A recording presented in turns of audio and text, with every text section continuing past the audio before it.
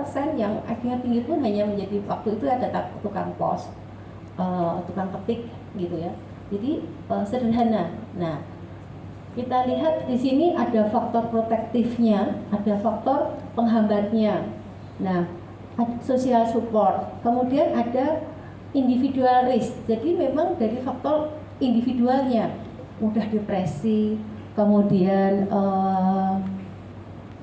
biasanya kemudian ada, nah kebalikannya kalau individual risk ada individual protektif, punya efikasi yang tinggi dan punya hope.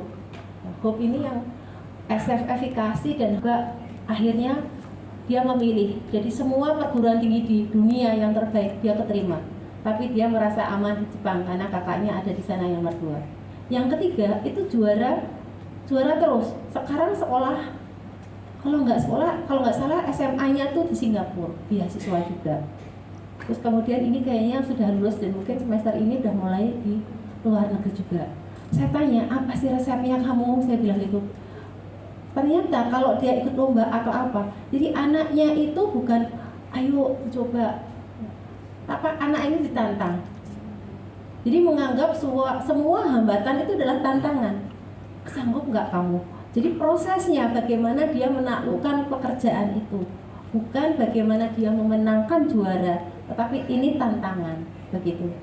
Jadi kadang-kadang ibunya main sama saya, oh iya anakku hari ini lomba. Nggak tahu tuh, jadi kamu, ya aku udah doain, pokoknya aku doakan terus katanya gitu. Anaknya di hotel di Jogja juga, tapi dia tuh lupa anaknya lomba. Anaknya juga sangat mandiri gitu ya. Enggak. Anak yang ketiga itu sebetulnya paling, itu kan kita perlu tanya dulu ya. Dia di homeschool dengan tujuan apa? Kan pasti ada something yang membuat dia membutuhkan homeschooling.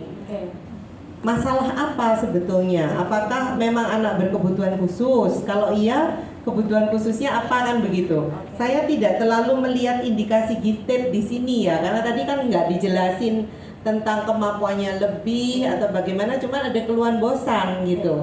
Tapi bosan itu kan macam-macam. Memang anak nggak termotivasi belajar terus dia bilang bosan juga bisa kan? Tapi apakah kebosanan tadi loh? Kebosanan itu kan harus diidentifikasi dulu ya. Kebosanan ini disebabkan apa? Apakah karena pelajaran tidak menantang?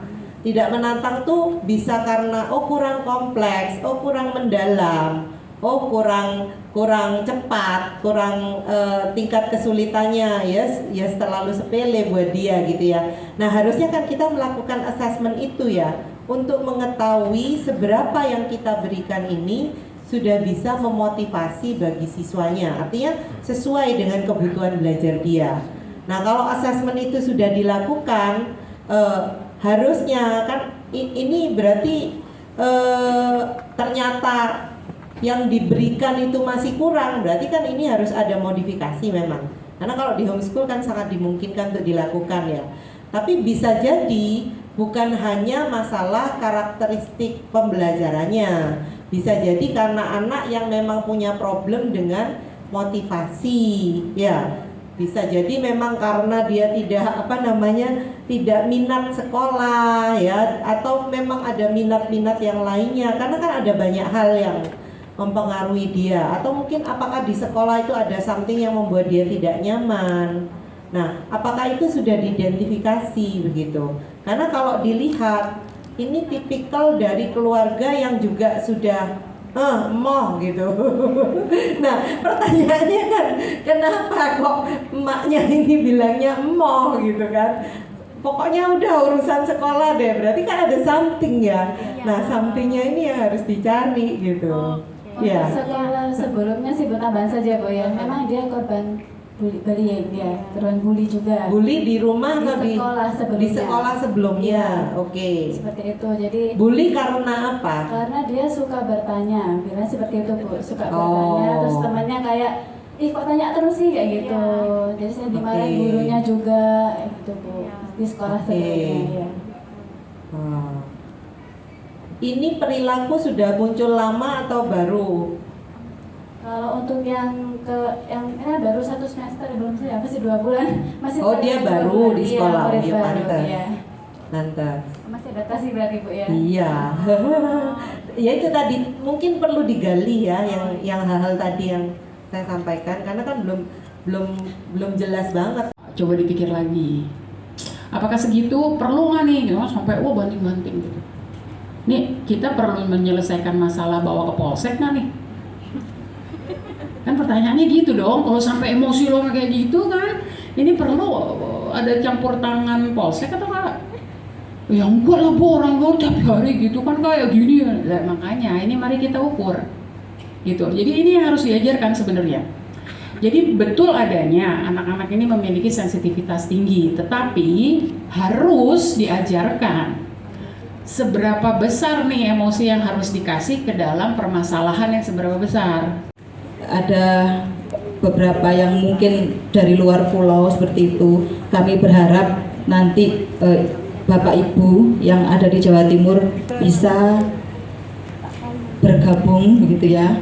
Memang yang sudah kita laksanakan memang baru sebatas pertemuan, kemudian ada sharing.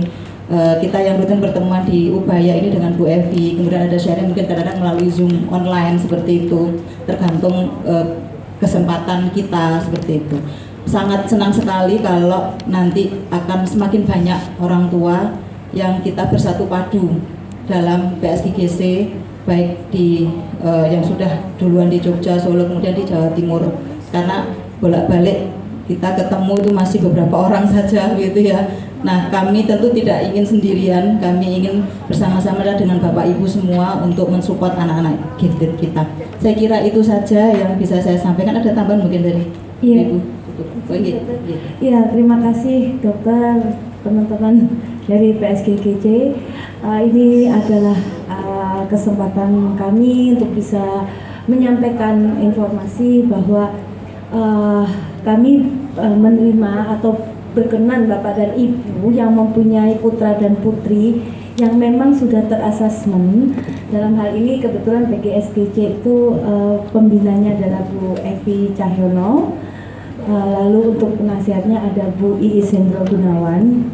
Nah, kami untuk orang tua yang berkenan masuk itu kok sulit sekali ya masuk ke PSGGC Jatim gitu. Kami bukannya mempersulit ya, karena kesepakatan dengan Ibu Evi dan semua pengurus bahwa sudah terasesmen begitu. Karena kalau tidak terasesmen, pembicaraannya itu tidak akan nyambung satu dengan yang lainnya. Karena setelah kalau tidak ada asesmen itu nanti tiba-tiba seperti tadi ada yang ADHD, ada yang ASD, ada yang apa. Nah, sepertinya ini kok kayaknya sepertinya ini anak saya ciri-cirinya seperti ini. Nah, ternyata setelah ada ngobrol dan sebagainya ternyata kadang nggak nyambung gitu.